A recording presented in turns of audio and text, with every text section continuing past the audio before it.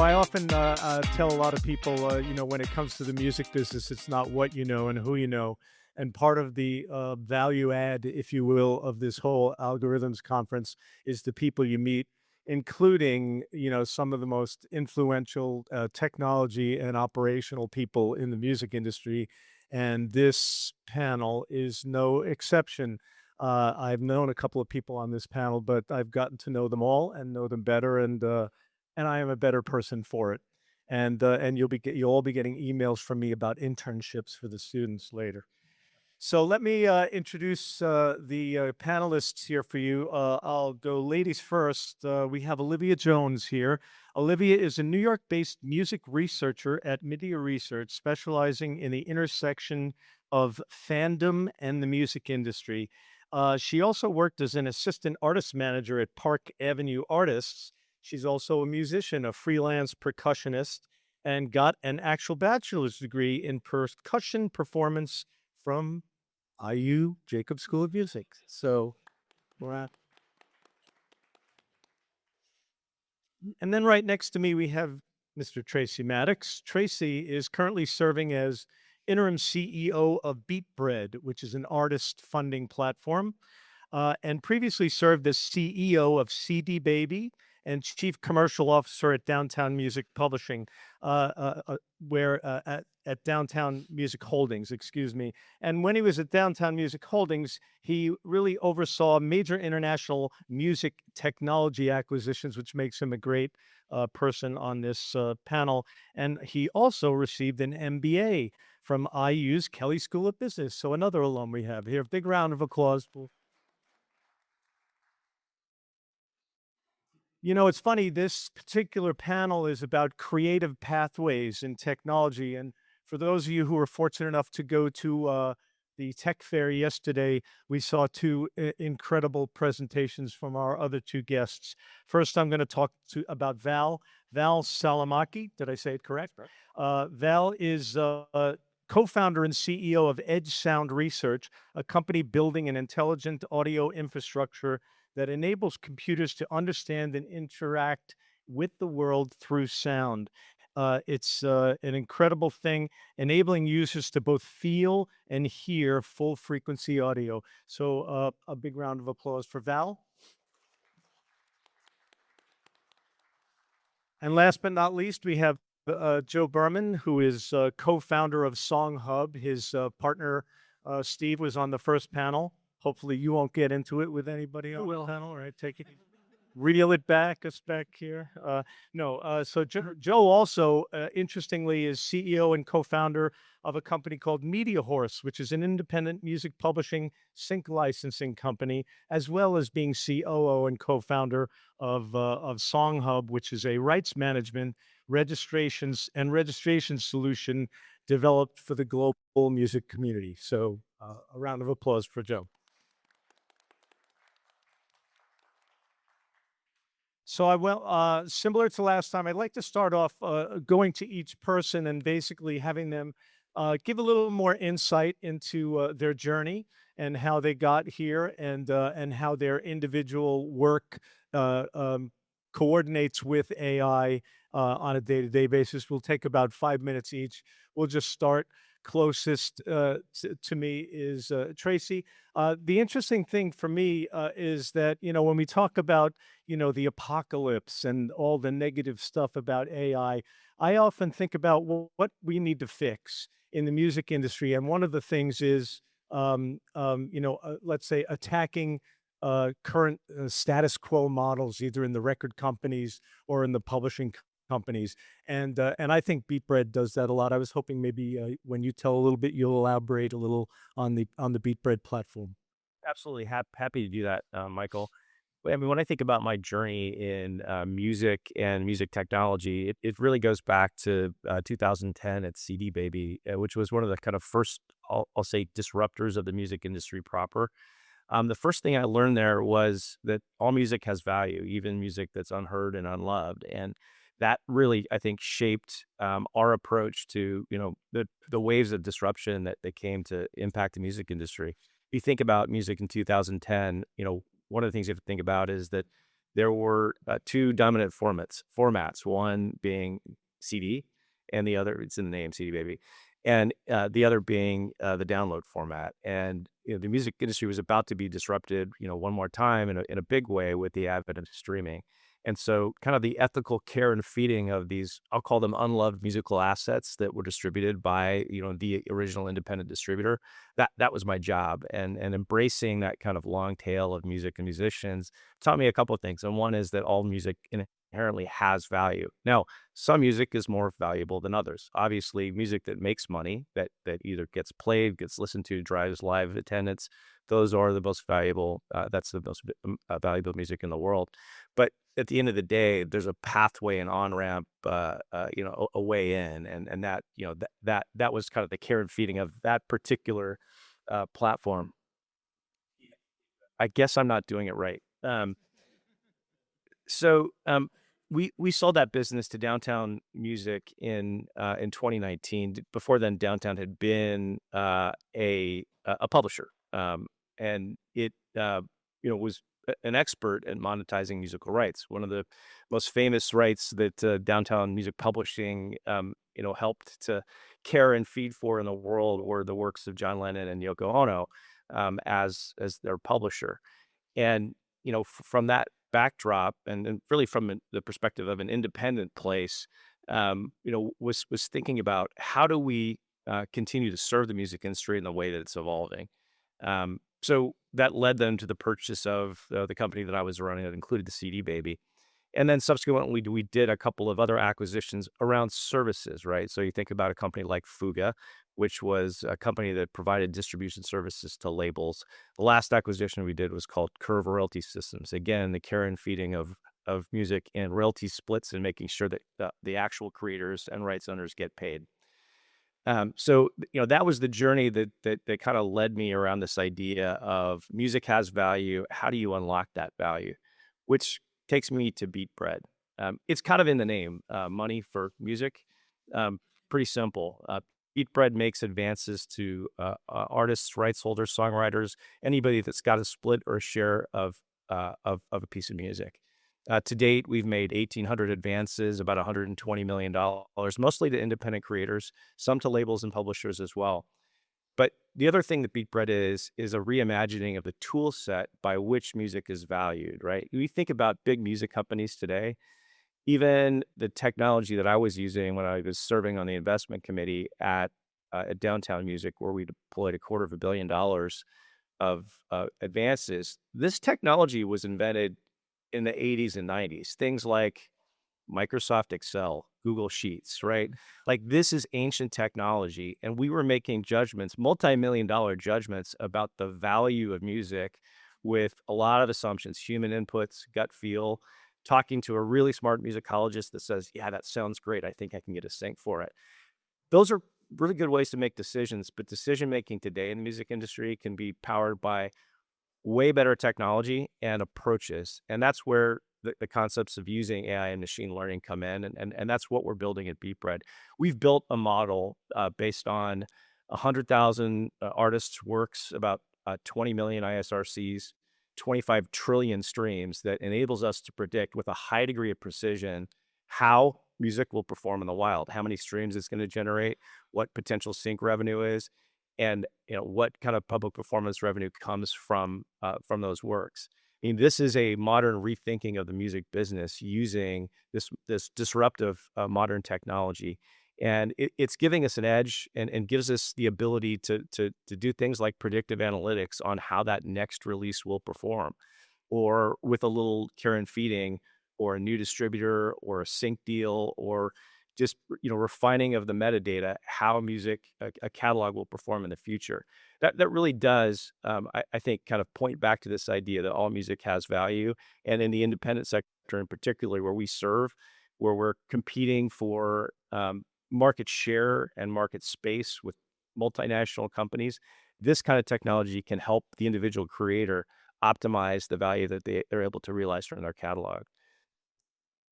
That's awesome. Thank you so much for that background. Next, I'm going to ask Val to speak a little bit about Edge Sound. I just want to start off by saying I used to be anti-Spotify, and I had a uh, a subscription with a company called Tidal. Why did I have this subscription? Because their platform was that they had the highest sound quality, and there are still those geeks like me out there that are complete audiophiles and are really not into the condensed garbage you get through your phone and really want the immersive experience. Hoping Val will give us a little bit of his journey, how he got to where he was, and the genesis behind the idea of Edge Sound. Yeah, absolutely. So, my background is quite unique, where I actually come more from the data information systems world. I used to work at a company called Esri in geospatial analytics, and during my time working at that company, I ran into my current co-founder, Dr. Ethan Castro, who's doing his PhD at University of California, Riverside in the music department on multimodal composition. And his research was quite unique because of the fact that he was born hard of hearing, but became a professional musician and a composer, all by touching instruments, touching speakers, and all the information he wasn't getting through his ears, he was actually getting through the rest of his body. That's how he grew up, and that's how he understood the world of sound. But prior literature and prior research was really driven through ear as our main pathway of understanding audio information, as well as research around tactile information being kind of stuck on the low frequency side and saying, it goes up to 200 hertz, and after that, it's not usable information. But the deaf and hard of hearing community has been utilizing touch to understand information for such a long time. So we started questioning, well, the fundamentals of how sound systems have been designed, the infrastructure layer since the get go. There has to be other ways to design systems. And we started first questioning against point source traditional speakers. And is there a way that we can create a solution that allows a human to access all that information that your body can both hear and feel, which led to our first patented technology called embodied sound. And what that does is it's technology that can be attached to any surface, and it turns the surface into a full range sound source where you can hear and feel that information. So it allows anybody to be able to engage with the world, as my co-founder, Dr. Ethan Kasser, does.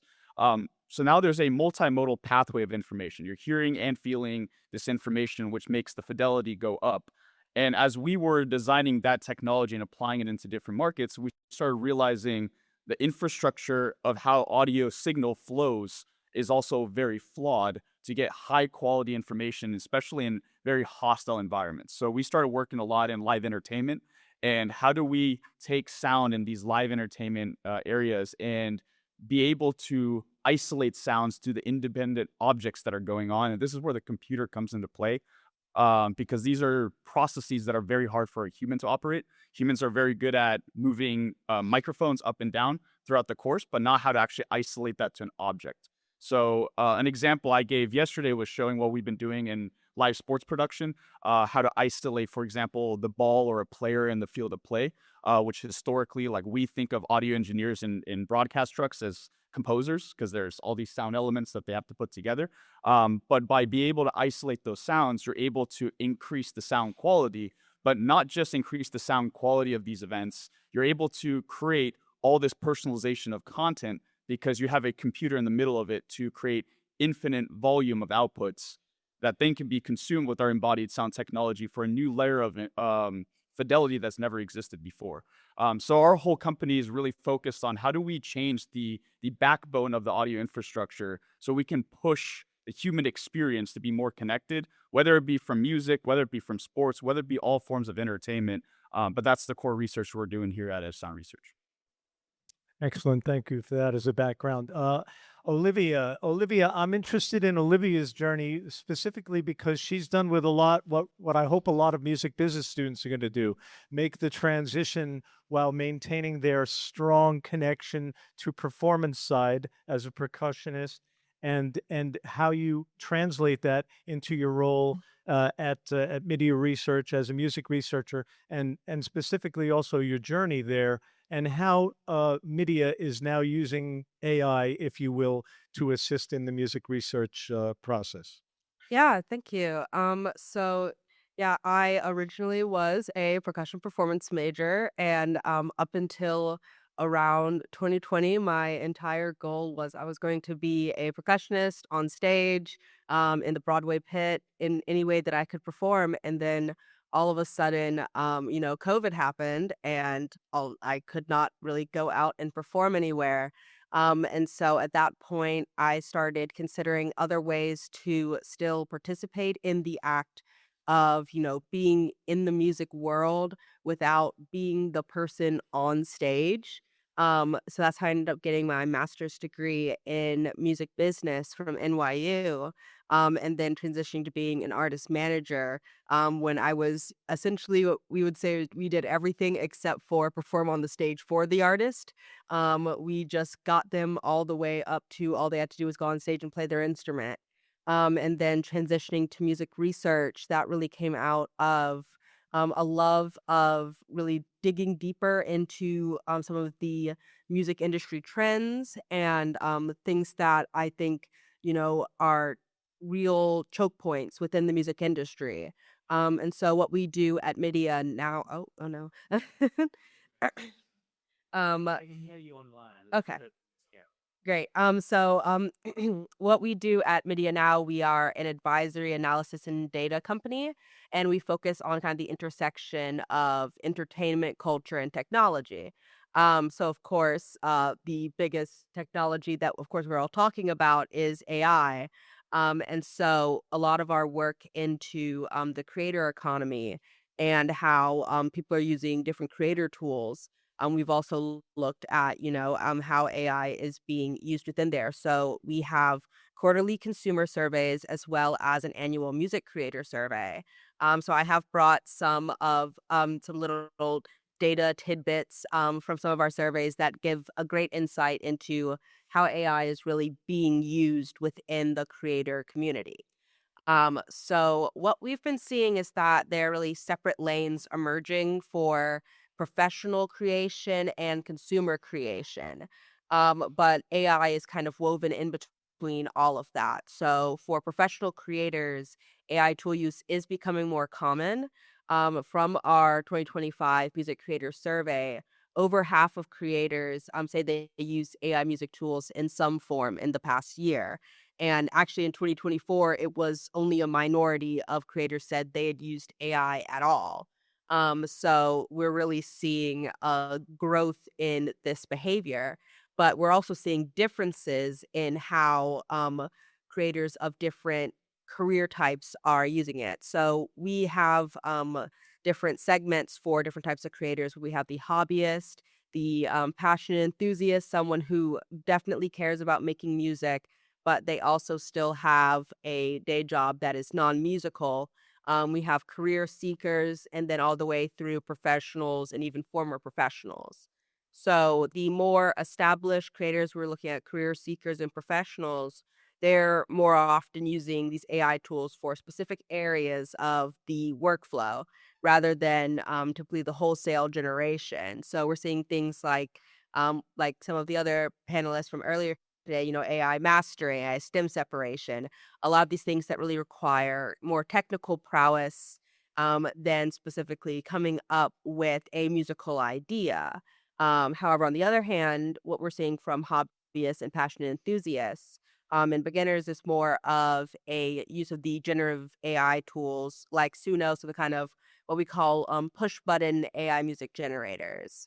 But within that kind of consumer creation lane, we're also seeing a stronger use of AI music tools among music fans. So we kind of see uh, an overlap of what we call music aficionados, the like music super fans, and people who are using generative AI music tools.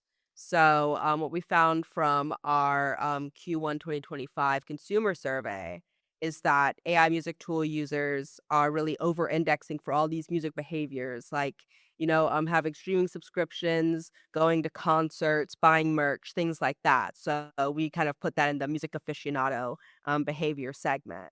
So overall, what we've really been looking into at MIDiA, kind of bringing in are kind of forward thinking ideas, but also looking at the world the way it is now, is that we're seeing the future will, of course, have that section of wholesale music generation that is really looking at ways that anyone can kind of create. They can, prompt and create a song, and there are different workflows for that. But also, we're looking at on the fandom side different ways for fans to engage with music in novel ways. So, yeah, we're seeing just within AI creator space, to sum it up, that there are so many different paths that are diverging, and that there are really opportunities and, of course, risks for any of those paths.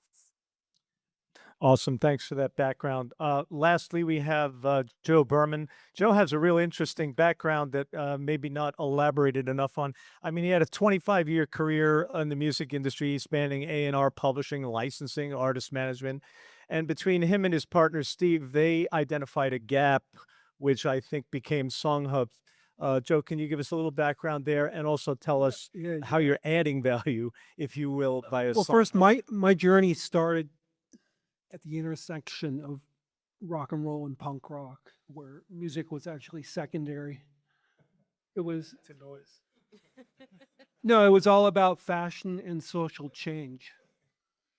Um, I was, as a Los Angeles native, growing up on the streets of Los Angeles as a musician, it was tough, and you had to figure it out on your own. No one was there to help you.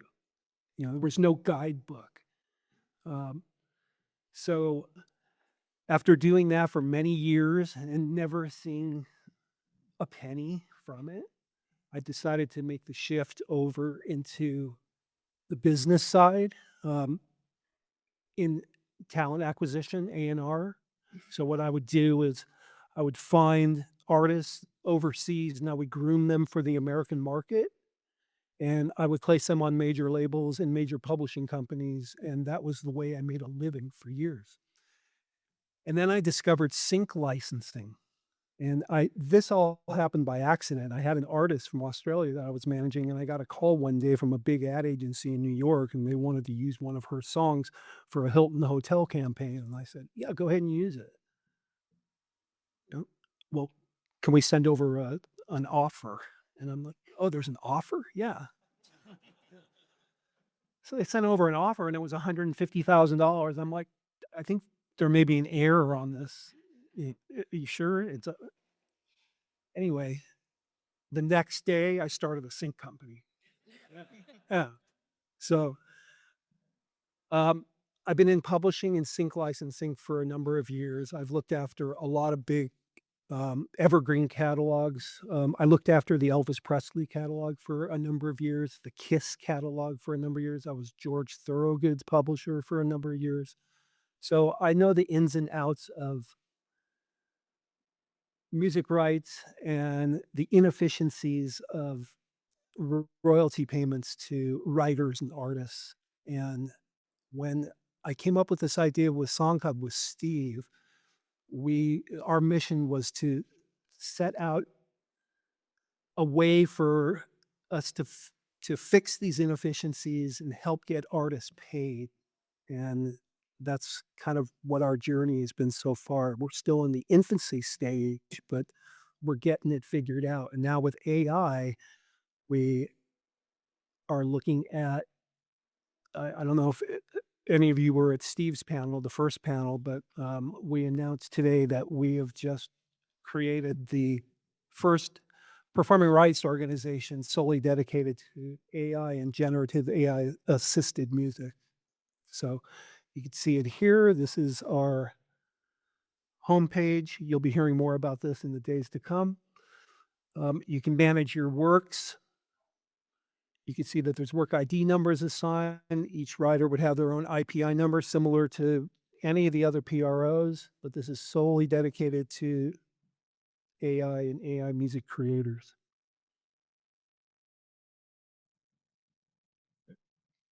That's great. The, oh, I thought there was a video there. You're not playing that video. No, That's okay. yeah. Oh, it's okay. It is. Well, thank you for that. Yeah, as you guys can see, an incredibly diverse group here. I'm going to start off by asking another question, which I think goes to the kind of foundational issues in the music industry. In what's perhaps the ultimate irony, I'm thinking Spotify and Deezer and companies like this are using AI to identify AI tracks and purge them off of their systems, which makes a lot of people happy. But the interesting thing is, ignoring Gen AI for a second, data suggests that 60 to 100,000 songs are uploaded every day to the streaming platforms. And this is a interesting because I've read some MIDiA research, Olivia, that's basically says that indie labels are moving to a less is more kind of strategy. How does MIDiA research interpret this glut oversupply? Uh, it's contributing to digital fatigue. Is there any research coming out of this that definitively responds to this? Yeah, so what we've really been talking about at MIDiA is that often a lot of people are seeing AI, specifically generative AI, as creating all of these new problems. And obviously, I mean, there are some things that are specific to the technology that are like issues that are being raised, but also it's more often just accelerating and exacerbating issues that already exist. So the oversaturation of songs on streaming platforms has been a problem in like it's been a problem across these recent years, and AI is really accelerating that issue. So of course on the bright side you can look and say maybe this will kind of be the exacerbator that causes people to actually address the issues more than just kind of put a quick band-aid over them. But we recently released, I think kind of late last year, a future streaming report that really addressed a lot of the issues raised with the just flood of content that is on streaming platforms. If you see whenever Deezer announces how many AI tracks are being uploaded, the number just keeps going up with every new report.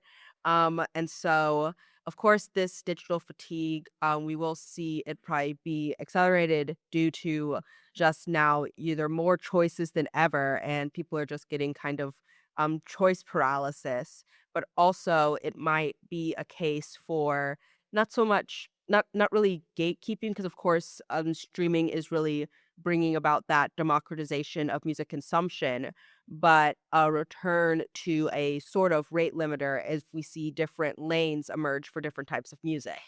So, of course, there have been some hints that with the deals between people like Suno and Udio with the major labels, that there might be a more walled garden approach in which these platforms become their own sorts of streaming services, in which you're making music on that platform and then you are consuming music on the platform as well, other types of Suno songs that other people are making.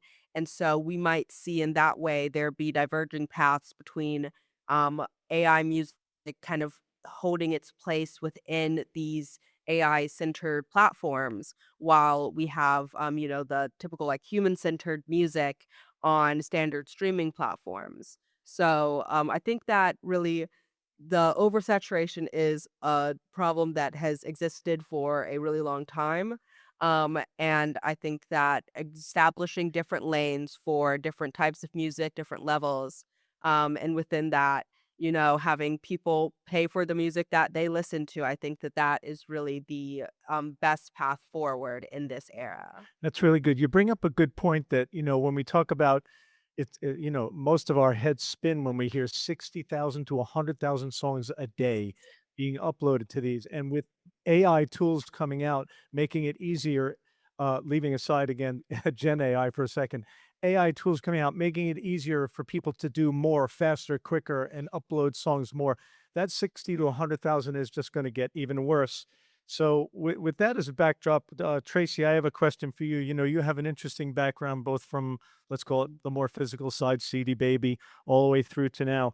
What's your view of AI tools and the indie artist? I mean, it's really a two-part question. What's your view of them and the indie artist from the context of your roles at CD Baby and Downtown? And then also, does this does beatBread's AI-driven funding model support a less is more strategy for independent artists?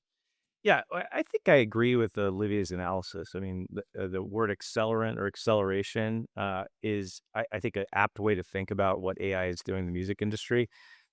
Every trend, and we'll start with the quantum of music, right? In 2000, there were 100 million songs available on Spotify and Apple Music. Between Downtown, Fuga, and C Baby, we were contributing about 10,000 songs a day, and we kind of worried about like how much is too much. So you do some math, right? How many songs can you listen to in your lifetime, assuming song's 3 minutes? That's a tiny, tiny fraction of the music that was available 7 years ago. So is oversupply a problem? Not really. Is there digital fatigue? I don't know. I mean, are you listening to less music today or more? That's the question I would ask you. That's more of a personal judgment. What's the other trend that's accelerating? Derivative works, right? So go back to 2020. What was happening in the top 100 in whatever market you lived in? I would say if just, go back to go back in time and pull up a chart, I'd say 80% of the songs had a sample, a clip, some other component of somebody else's work, right? So derivative works isn't a new problem, right? So when you think about like what do these creative tools enable? Sure, acceleration, more tracks. Sure, acceleration of derivative works, unlicensed works. I mean, there is a dirty little secret here in the music industry that most works that do hit don't license the component pieces until they hit, right? There's a whole industry. And what is a record label or a publisher? It's a building full of attorneys meant to chase down share, That's right? right. Like whoever said in the last panel, power to the administrators for dealing with all this velocitized music. Yeah, life is getting harder, but also the tools are getting better. So from creation's easier. You see artists in the independent sector using these tools to make more music. You even see major artists now. You see AI artists like that don't actually exist. That's some human behind the recording box making music. Like again, an acceleration of a trend. Kids were making music in their basement with a MacBook in 2010 when I started in this part of the industry. Like all these things have existed. They're just going faster now, which kind of gets to the question: what does it mean, and where is it going? I mean, I think in many respects, the AI and technology and these tools are as much a solution for the problems that the technology creates as they are a problem. If you think about things like identification, is this AI music or not? Is this a derivative work? What's it based on? All of those things, all those problems created by this acceleration can also be solved by, or at least partially solved by, the acceleration of the application technology in them. And that includes the valuation of music, how we think about, making money from our music as artists, or advancing money against music as a capital provider. If we can use those tools to really understand, the source of the income, identify missing income, we can make better judgments. We can make more money from the music that we put out there. So I think, in a nutshell, after that rant, like the tools that exist today as a result of AI and ML investment are as much a solution as they are a problem in this industry. 100%. That's really good. When I think about the glut of a product that's being flooded into the DSPs, one of the biggest concerns is one of a music supervisor. And Joe, I have this question basically for you because you identified a gap when you were a younger man and said, I'm going to create a sync business because out of this gap. Can Gen AI or do you feel like Gen AI or AI assisted tracks can be looked at to kind of replicate the emotion that is really required for a high stakes sync placement? I don't think so for a high profile sync. I think the brands are still looking for that connection to their consumer through an evergreen copyright. I mean, you're not going to not hear Bob Seger in a GMC truck commercial. You know, I think AI is going to definitely have a serious impact on the production music business. We're already seeing it, where production companies, even ad agencies, they're creating their own music content and they're not relying on third-party sources. Just for those of you who don't know, production music is music that's made specifically for film and television. you probably will not hear it on Spotify or radio or anything. It's not generally commercially released, It's but it's like the missing DNA in a television show. I think some studies are as much as 50% of music on television is production music. right. Other commonly known as library music. Library music Yeah. also. Yeah. Um, so in that sense, a lot of the libraries are feeling the heat from AI, but um, I get a lot of creative briefs daily from music supervisors and ad agencies and TV networks. And at the bottom of each brief, it says, no AI music, please. Listen, Yeah. you know, Um, but then we've snuck a few in. Yeah. Yeah. that's great. I mean, I have a soft spot Yeah. in my heart for sync because I really Yeah. believe that that's a proactive way that artists can stay relevant, reach a new audience, and Absolutely. stuff I mean, like there's that. still ways to monetize from AI music and sync licensing. It just may not be through a national ad campaign. Right, There's right. reality television. 80% of the music you're hearing, background music or underscore music that you're hearing in reality television is AI right now. Yeah. That's why I don't watch reality television. I kind of took you for like a housewife of Beverly Hills kind of. So Val, I have a question for you that's really interesting. In my opinion, when we talk about sync and we talk about value of music, we're really trying to think of creative pathways, if you will, to make music more accessible, to make music more valuable, and that value gets, of course, hopefully translated down to musicians, artists, songwriters. How will making music edge sound? How will making music more physically immersive? How do you feel it'll affect like the commercial value of music, whether in a film, a television, or a commercial? Do you have any thoughts on that? Yeah, absolutely. So I mean, our since we're the final touch point of anything that has been created and what we're talking about here, what we care about is how do we allow users to engage with that content in new ways they never thought about before. So having technologies allow people to not only hear and feel sound, that's one basis of our technology, but the other is new types of formats that have never existed before, that also create new types of monetization downstream to the creators. So if you think about it, the transition point from stereo tracks to then obviously you have Atmos tracks, and each of those have different royalty bases for the artist that is creating that content. For us, if we're opening up new avenues for ways to experience and engage with that content, our goal is that it should downstream allow creators to create new types and differentiate in new ways, but also have new types of monetization opportunities that have never existed before.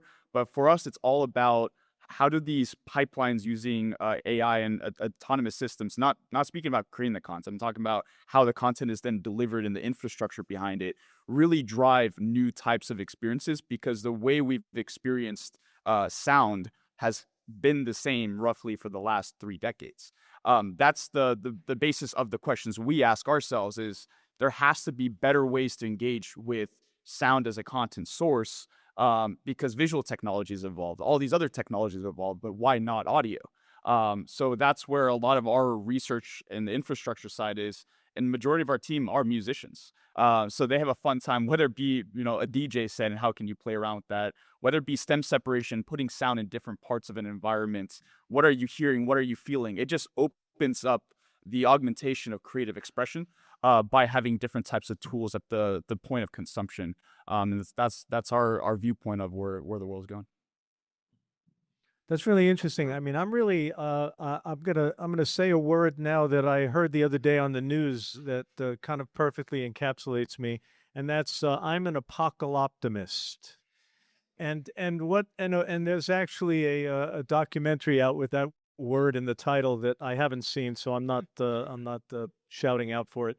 But it basically refers to a person who simultaneously recognizes the extreme existential risks, that's the apocalypse, and the tremendous benefits of optimism. And for my ethics class, we talk about finding the golden mean, which is how do we get right in the middle and become an apocalyptimist.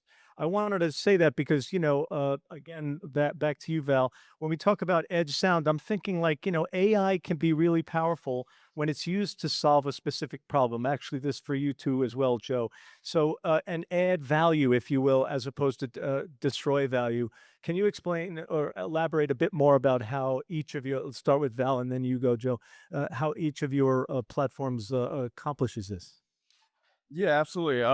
So the example I'll give for now, just because a lot of our work right now is in the sports broadcasting realm, but this does apply to the creative world of music as well, is the workflows that exist today, going from systems that have been analog to then digital, and now we're moving into intelligent based systems, still has so many checks and balances throughout that workflow that have humans involved. And there's a lot of inefficiencies because of how humans can interact with those technologies intertwined in that. So in the case of a sports broadcast, for example, is they still have to plug up all the different types of equipment in the truck. They have to still manually move up and down microphones across the entire scope of the game. They still have to deal with all these other tools on top of that. And by the way, they have to do this entire thing in real time, under 40 milliseconds, or otherwise it can't get delivered on live air. Those are limitations of why the creative expression has not come out to light yet. So for us to create tools where we can automate a lot of those workflows and allow the human to be the creative in the room versus doing all these routine, mundane tasks, opens the door for then new content downstream, which you can then automate those workflows as well. So we just believe that if you're looking at the infrastructure level and all these systems that have been built over the last century before the world of these intelligent systems, and question of how can we make those systems better, so then as you're applying intelligent systems on top of that, you're creating more efficiencies versus scaling inefficiencies in the market. And we just see that audio definitely needs to solve for that problem, because most of the systems have been very archaic all the way through every single touch point of the signal chain. So that's our philosophy, and that's what we've been building. Yeah, that's great. And Joe, over to you. But like the entire SoundHub model to me is about adding value for artists, songwriters, musicians. And if that's AI influenced to do that, it's still value added to the music community. Yeah, totally. We're approaching AI from two different angles. Well, for those who don't really have a good, clear understanding of what SongHub is, we've created a collaboration platform for writers to search and connect with other writers and share project files and us allocate percentage splits on those projects in the workflow, as well as perform registrations with your collection societies and US copyright all in one place. So it's a single siloed platform that kind of covers you. The first way we're looking at AI is to implement creator tools, such as some of the Lander products we're talking about now. The mastering, just added value for our user base. Auto tagging, that's a popular thing in the AI music space now. So that's one way we're looking at it. The other way is we're in conversations with some of the AI platform companies in regards to gathering prompt data, where we could take that data and we can delineate between what was human contribution and what was machine contribution, and taking that data and creating a calculated split based on that data where these songs could be registered and eligible for copyright, where creators can now get paid for their work. So those are the two approaches we're taking with AI. We're not an AI creation platform whatsoever, but we are in conversations with these platforms to work in tandem with them. With the ultimate goal to add value for songwriters, artists, Correct. et cetera. Yeah, Yeah. that's great. Tracy, your background is so broad, if you will, certainly encompassing music and technology and new models. Any thought on the next wave of these emerging tools that would benefit or stimulate, let's call it the creative process, enabling the artists like to find the missing DNA in their creative process? One of the coolest things I get to do twice a year is attend a board meeting for Lander, which we've talked about here at the conference, and it's an impressive set of tools. One of the things that we do at those board meetings is we get a demo of new technologies that are being used to, create value, including integration with certain AI tools to make the user experience better. Um, a couple weeks ago, I saw this comment, which I thought was idiotic, based on the last thing I saw at the last Lander board meeting. Somebody said software is dead. And actually, I think it was ultimately attributed to a bot, not a human. So that's ironic. That's a bad statement. But the thing that just blew me away that I saw at the last Lander meeting that like suggests to me that software is very much alive and that these technologies will help to unlock both the value of the technology and also human potential is just the simple act of putting an Ask Me Anything, a chatbot, on top of the layer. If I can speak the thing I want without having to learn the thing I need to do, then it just becomes easier, right? And when I saw this, my brain exploded. I'm like, wow, all those songs trapped inside of Lander because somebody didn't know how to, whatever the problem was, now can be solved simply by natural language. That's really I think the potential of this technology is just to make life easier, make creation easier. Now, obviously, there's a downside to that, excess creation. We've talked about some of those things, but I think the really exciting thing about unlocking these tools is just being able to speak what you want into existence. We challenged our tech team at beatBread to make our user interface easier. I mean, a lot of artists don't know that they can actually get an advance against their music. What is an advance? Is it a loan? Do I qualify? And it occurred to me after this meeting, like it wouldn't be that hard for us to put a chatbot on top of like just our landing page. So they did it. I didn't ask permission actually. They just did it in like a weekend. They should have consulted with marketing. They snarkily named our chatbot Toast. Get it? Beat bread toast. Anyway, it does a really good job again with natural language to look into our database of resources and say, yes, you qualify. Here's what you need. Here's how we get started. Again, just these chatbots, this technology should make life easier if implemented correctly. Thank you. That's really good. Um, Olivia, back to you. I want to flip to the other side, to the consumer, and say, MIDiA has in the past highlighted this phenomenon called fragmentation of fandom. That's a mouthful. It's kind of like the intersection of fandom in the music industry. Could you kind of briefly explain to the audience what that is and how generative AI tools kind of as a whole can influence that fandom fragmentation? Yeah, so what we're seeing as what we call the fragmentation of fandom is that in the beginning, in like the kind of pre-streaming, pre-social media era, there were really a lot of these central water cooler moments. Everyone watched the Super Bowl, everyone watched, Saturday Night Live and things like that, where people would come together and there was a mainstream culture. And that was something that you could connect with other people over. And then on the fringes, there were these little, niche fandoms and things like that were relegated to some of those smaller platforms. But as time has gone on and as, we've seen different types of personalized algorithms that start pushing content that a user will specifically be interested in, and then also, therefore, pushing these communities that people will be interested in, we're seeing that we've gone from mainstream being the mainstream and everything else being on the fringe to more of a scenes, what we call scenes framework, in which mainstream is in and of itself a niche, and that niche no longer means small. So things that were on the fringes now have they have large groups and fan bases behind them.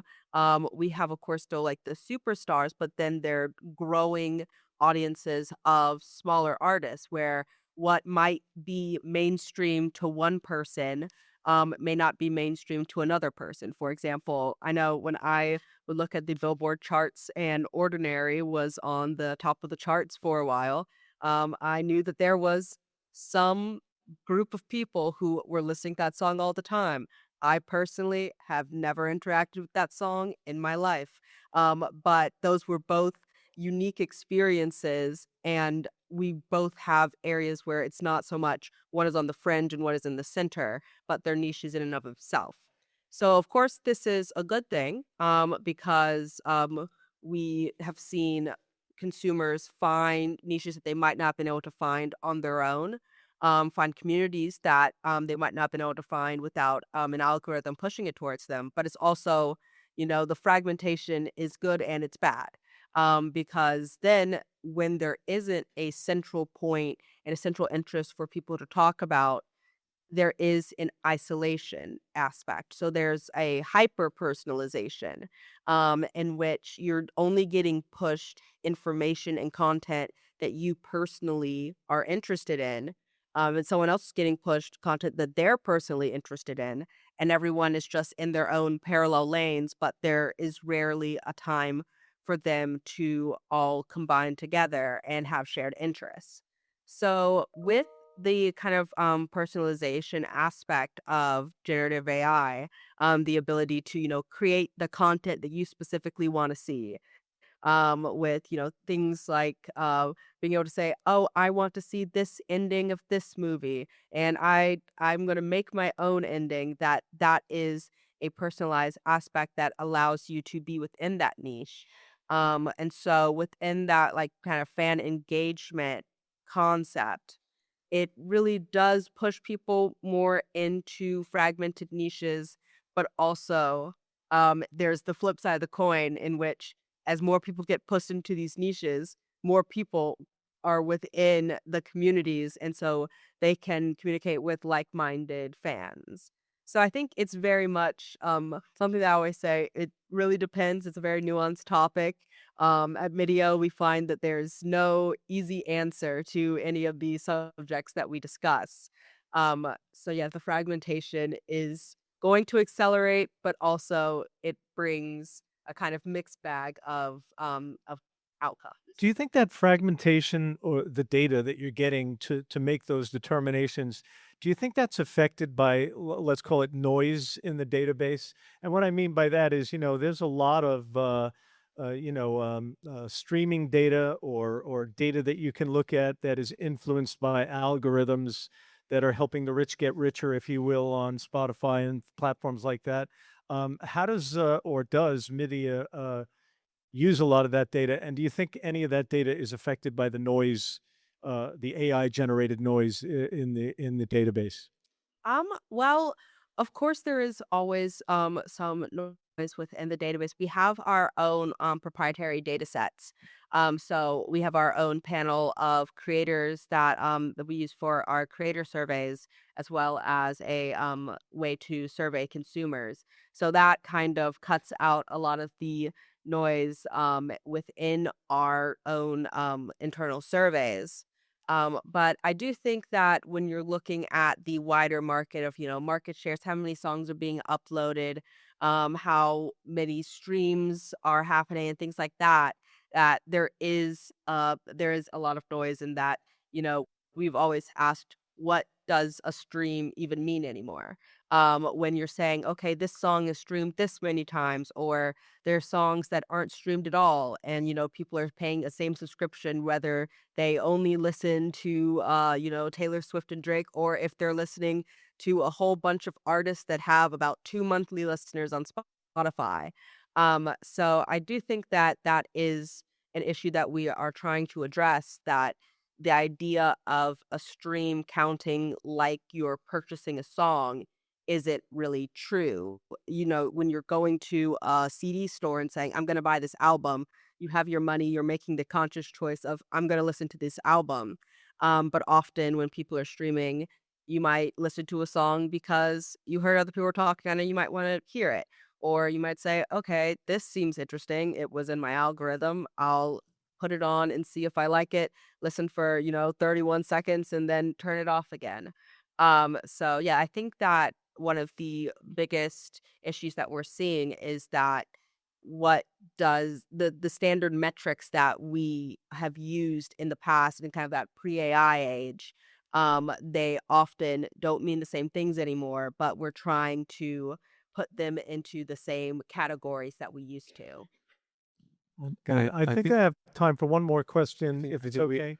I think we got to move on to the audience questions now because we're Okay, running we'll behind. move on So to the audience. if there's anybody who has a I question, won't get audience, to ask my apocalyptimist question. you might have time at the end. Yeah, if there's anybody online that has a question, please, just raise your hand or post the question in the chat. And if there's anybody in the audience who has a question, just come on up to the mic and ask it. I guess I can get things started. Joe, I had a question for you. You mentioned that I used to actually work as a studio assistant for a reality TV composer, and so I haven't talked to him in a while, and I'm kind of afraid to because I don't know what has happened to his industry. But you mentioned that 80% of this music is AI, and I'm just curious, what is the other 20%? What is it just holdovers It's from? content from production music libraries that a lot of these production companies have blanket deals with. So it's not really a matter of the quality of the music, that there's something in it that is allowing humans to still have a foothold. It's just a matter of like a bureaucratic. It's economics too. Yeah, in production music, it's really important to keep pumping out new content consistently, because the music buyers are looking for that. So the fact that you can pump out a catalog of music in an afternoon using AI is going to be more attractive than them going back to a catalog that's 20 years old. Right. Yeah. Thank you. Anybody? I just want to say one other thing, Mike, about technology, disruptive technologies. And it goes back to the 1900s to when piano rolls were installed in player pianos. John Philip Sousa actually testified in front of Congress claiming that it was unfair to human musicians. So we have this disruptive behavior that goes back to the 1900s. And I've seen it go through the decades. In the 70s with synthesizers, in the 60s with multi-track recording, in the 70s with synthesizers, in the 80s with drum machines, 90s auto-tune, 2000s Napster, iTunes. So all of these disruptive events has advanced the music industry. So it's exciting times to see what the impact AI music has on the industry. Anyway, that was my 2 cents. We have an online question. Just a moment. I'll get Mac up for us. Hey, everybody. Interesting discussion. I'm interested in, I teach a college class, and they are users of AI daily. But what advices would you offer for them to move from being user consumers to managers and perhaps entrepreneurs of AI in the future?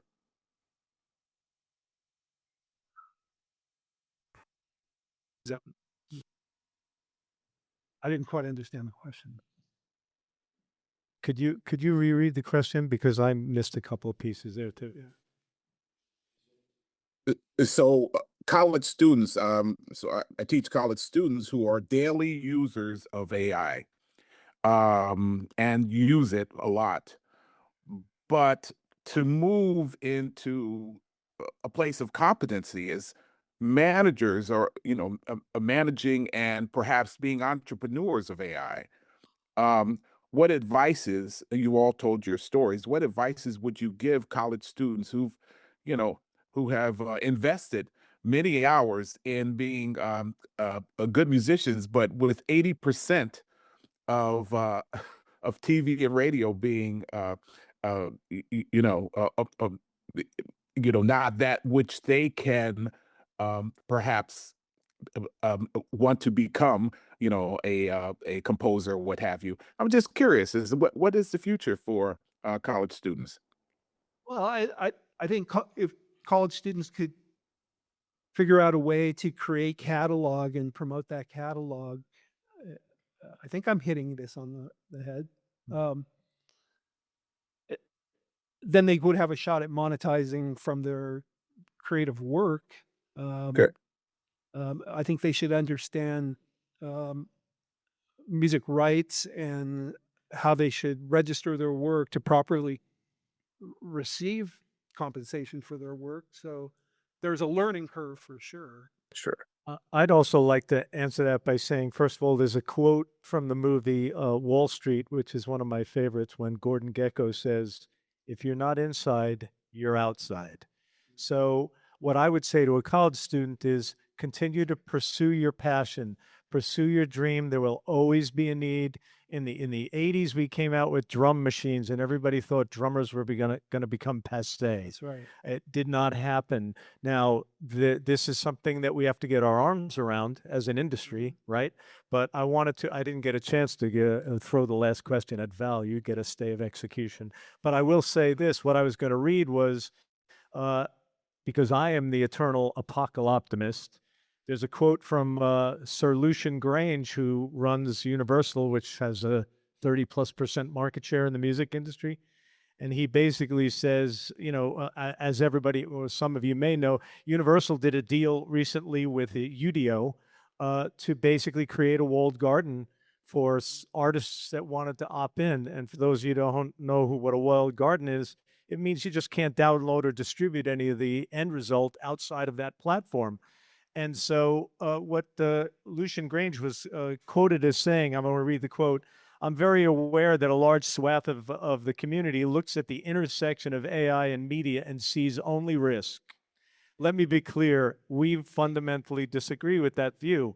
We believe AI presents unprecedented commercial opportunities for UMG and artists in the near and long term, and it will literally create new revenue, incremental revenue opportunity." Now, since I'm a apocalyptimist, I'm going to take a wait and see. But my view to college students, to answer your question in a long-winded way, would be continue to pursue your passion. There will always be a need for human musicianship, great creative works, and get your arms around or be on the inside of what's happening with AI tools for how to make a better mousetrap. Can I add Thanks. something there, Michael? I'd like to as well. I think Sir Lucian himself is a great example of adapting to a changing reality. It was just a few years ago that in a statement with after UMG was public, he referred to the long tail distributors like CD Baby as merchants of noise. Fast forward 3 years, technological change, the application of technology really changing the industry. He acquires said CD Baby. So, whatever the technology is, Capitalism at its finest. whoever asked that question, I guarantee your students will figure this technology out before you do. He also did that deal with Udio with no consent from his artists. Sorry. No, the artists on the Udio deal, my understanding is the artists need to opt They in. need to opt in, but he did that deal without consenting his artists first. But none of the artists would go in if they all said no. Then they'd have no artists to put in the deal. So, yeah, I'm just saying, I think, by the way, no deal with Suno, which is still being sued for training their systems on copyrights. Yeah. Thank you, everyone. I'm just wondering, I've heard it said that it's easy for musicians, or it's possible for musicians to make money when music is expressible as a physical format.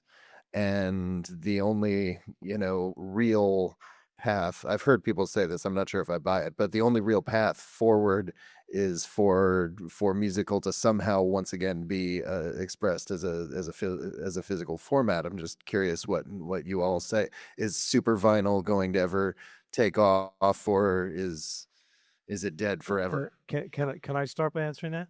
First of all, vinyl sales have increased for something like 15 straight years and continue to be an important format, important physical format, not only for audiophiles, but for super fans, for purists, for people who still value ownership over leasing of music.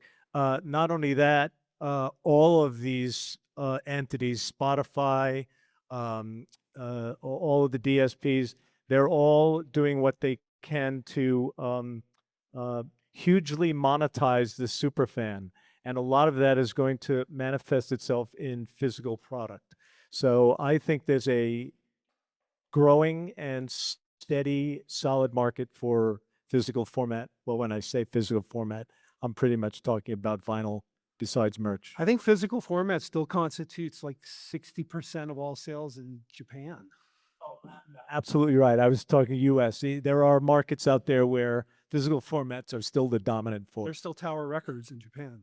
Yeah. I can talk a little bit more on that. I know that Japan, it does function as a little bit of an outlier in that they do still predominantly focus on physical music. But also what we have found in our recent, we just had a kind of merch and live survey, and we asked purchasers of physical music, why did they buy it? We saw that a lot of what we call an analog revival of people purchasing vinyl, which of course it still remains a kind of niche behavior. It's never going to be, like the 70s again, where everyone's purchasing vinyl because there are so many options. But a lot of that behavior is driven by the Gen Z younger consumers, where we found that they were more likely than any other age group to be purchasing vinyl in the last 12 months. And a lot of that is coming from a desire for tangibility and a desire to actually consume the music in a physical format. So that, I think that behavior is definitely still going to be there. There is, of course, the idea of vinyl as a fandom product of, buying it like a piece of merch and you're displaying it as part of your collection. But also, I do think that behavior still remains both in a consumption format and in a fandom format.